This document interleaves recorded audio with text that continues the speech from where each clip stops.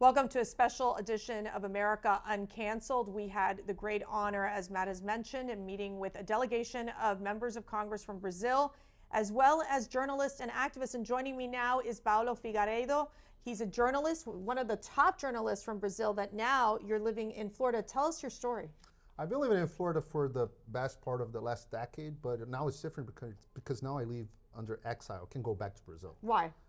Well, they decided to seize my passport, cancel my passport. They blocked all my social media accounts in Brazil. You can access them normally if you're here in the US, but if you're in Brazil, you can't access any of my social media. And I used to have like 5 million followers, a decent following. And they froze all my bank accounts. They issued a fine for every time I said something. What year did they do that? Was it following when President Lula was brought into office? So until January 2023, I had the #1 show on primetime TV, cable TV, old school cable TV, roughly 1.5 million viewers every day. We used to beat CNN Brazil by twofold. All the competitors were really leading the viewership. Right. But then on January, after Lula took office, the Department of Justice opened an investigation against the station I used to work for. Which station is that? It's called Jovem Pan, yeah. JP News. Sometimes it's known like that here in the U.S. And they had to fire all the conservative commentators. My colleague, who you met, Marco Antonio, yes. looks like Superman. He was fired at the same time. So they had to change the whole process on how to do journalism in there, right. so they wouldn't have their concession canceled by the government. So it was a very powerful thing. And obviously, you all were questioning and critical of the Lula government, and that obviously had a huge impact on Lula taking action in the administration, and obviously the Supreme Court taking action. Walk us through. I think it's really important to understand for Americans, because we're seeing this weaponization of our own judicial system. We call it lawfare as well. What is happening in Brazil in terms of the Supreme Court and how they have become really judicial activists to take down political opponents? I like to play with this a little bit, saying that the ideas come from the United States, actually. Really? It yes. does? Yes. We thought it was coming from, no, China. No, you're saying it's coming from the U.S. It comes specifically, most of them comes from Harvard Law School, if you believe it or not. I'm not surprised. I like saying that Harvard Law School is like the Wuhan lab for virus. Right. And the virus is spread around the world. Okay. Some countries have immune systems that are stronger than others. Mm-hmm. So Brazil has a very weak immune system, so the virus get there and destroy the country completely. Mm-hmm. This virus I'm talking about it's called Juristocracy. Ah. So it's the substitution of a democracy, which is a government by the people, to a government by the bureaucrats, non-elected bureaucrats. Right. And it's a beautiful thing for the globalists, because they don't have to go through the very slow process of the democratic government, that you have to pass a bill, you have to elect members of Congress, members of the city hall, you have to elect the president, and you have all these checks and balances. This is so complicated. So they can go through just a small group of judges or justices that they control. If they don't control directly, they influence. They're always meeting. If you look at the Davos meeting, the World Economic Forum, right. The Brazilian most important representative was the president, which is like the chief justice of our Supreme Court. Right. Well, you all came over to the United States with a large delegation. I mean, really taking a risk, political risk, to come here, because we know that Lula and these justices are targeting you all. And so you brought them here, you met with members of Congress. What is the response coming from the Republicans and from the Democrats on listening to your case and what's happening in Brazil in terms of political persecution and censorship? Well, we're starting to get some traction with the Republicans. Most of them were not aware of what was going on. Right. And I blame the mainstream media for that. Brazil only has correspondence from the New York Times, Washington Post, and CNN, so you're not getting news from them. Mm-hmm. They block anything that happened in Brazil. We held a press conference. They decided not to show up. They decide not to cover it. Right. It's part of their tactic. So that's why most of the United States don't know what's going on in Brazil. They still think Brazil's a democracy. Mm-hmm. So we're starting to get some traction, some awareness with the Republicans. And it looks like the Democrats know what's going on, Right. but they like it. It was part of their plan. So we had this hearing scheduled for the Tom Lantos Commission that was brought by Congressman Chris Smith, Republican from New Jersey, and then Congressman Jim McGovern right? decided to block it, and he received a phone call, I guess, from someone. Any reason? Did they give a reason why they blocked it? They did not. They did not. They one day from the other, they said they received a phone call. Someone received a phone call. They flipped their position completely, and then McGovern was very determined to make it not happen. So we know President Biden has met with President Lula.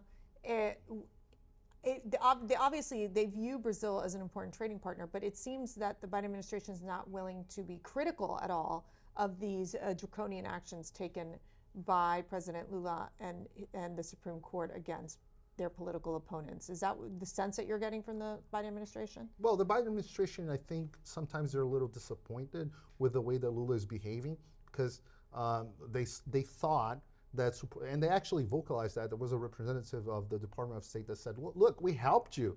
We helped to preserve your democracy. Why are you being so anti-American? Because even the Biden administration's policies, Lula is being completely antagonistic.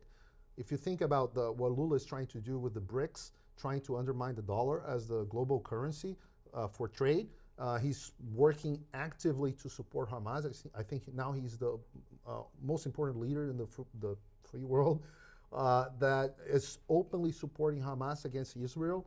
So, and if you even if you look at Russia, Brazil last year spent $6 billion buying oil from Russia. Right.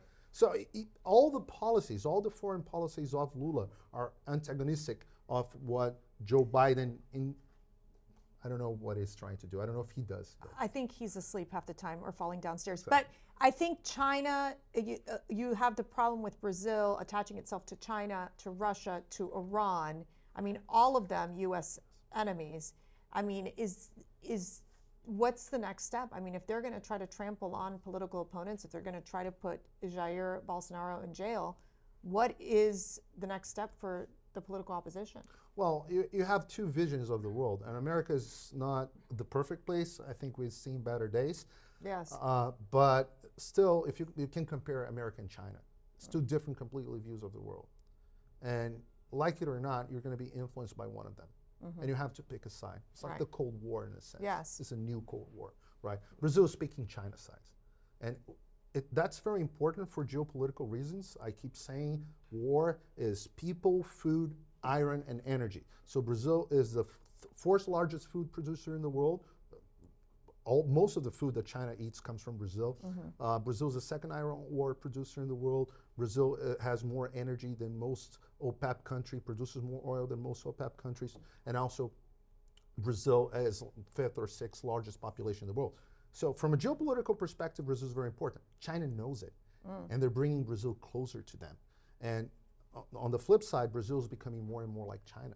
We now have the Supreme Court. Just yesterday, they announced that they're going to have police powers to get data from every internet user on social media, and they will use police power to enforce the laws against they don't exist, but in their mind it does, the laws against misinformation, the laws to protect the electoral process, Yeah, protect democracy. Yeah, you can't question anything. You can't question it. Right. That's China.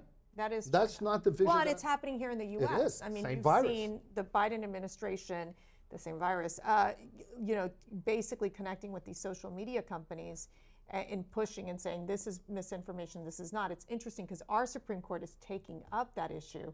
We don't know how they're going to rule yet, but there is a little more of the checks and balances, which it sounds in the case of Brazil, the Supreme Court is like, yeah, we're going to allow for this to happen. You're absolutely right. So this is exactly what happened. And the idea is the same. We need to censor political opposition. Right. In the U.S., it was done by the deep state operatives working on Twitter, and we saw the Twitter file, the Facebook files. Yes. They were there. They were censoring stories. They were censoring the Hunter Biden laptop story and a bunch of stories that could change the result of the elections. In Brazil, this is happening officially. Yeah. It's not something behind the scenes. It's happening sponsored by the Supreme Court. Like I said, it's the same virus, but we have different immune systems, and this is very sad. So just last question here. For Biden, is it the call for sanctions? What should Joe Biden's administration do immediately? I don't think our congressmen can say that, and I think they would disagree with me, but since this is my country as well now, and it had been for a long time, the United States, I can say that the United States cannot treat Brazil as is still a democracy. This country has a standard in foreign policy to treat dictatorships as dictatorships. So sanctions, you have to cut aid, and you have to exert pressure, soft power, in order to restore democracy and the fundamental rights in Brazil. You have to do it for two reasons. The first one is human rights. So we're all part of a global community, the good one, that protects human rights. Right. And America has been the sponsor for this for over a century. Yeah. And that's one reason. We need to restore human rights in Brazil. But the second reason is to protect American interests, because if you think America first, you need to think that you don't want Brazil going the China way. You need Brazil. Yeah, you need your allies. You need your allies. Yeah. And in a war, we learned that in World War II, Yeah. that you need your allies. You can't handle everything yourself, no matter how great America is. And so that's why I think the United States government needs to redirect its foreign policy against Brazil. Well, we're hoping that we can do CPAC Brazil. Do you think that's a possibility? I think we can. It would be, I believe, the 5th edition. Right. Right? And CPAC, the amazing thing about CPAC is that I've been coming to CPAC since, I believe, 2017. So I saw all the changes on the event, and it's becoming more and more a global event. Yes. This year was beautiful. We had the chance to hear Bukele. We had the chance to hear, again, Eduardo Bolsonaro. Last year we had President Jair Bolsonaro was there as well. And then we had Milei, which shows there's hope for the Southern Hemisphere. So CPAC is becoming the hub for the lovers of freedom and lovers of common sense, because that's right now what we're fighting for. That's right, and that's exactly what President Trump says. He said, I might not be a conservative, but I'm about common sense. So we absolutely agree, and we support the efforts that you're doing, and we're all going to fight together for freedom. Paolo Figueiredo, thank you so much for joining me. Thank you, Mercy. Really appreciate it. And we're going to keep on this important topic of Brazil, so keep watching. Look, I know it's interesting because everyone wants to be so America-focused. At the same time, we have to remember that things that happen not only here in America, but they expand this idea of communism, Marxism, dictatorships that destroy people's freedoms. We have to be aware, we have to be united, and we all have to fight back. So thanks for watching.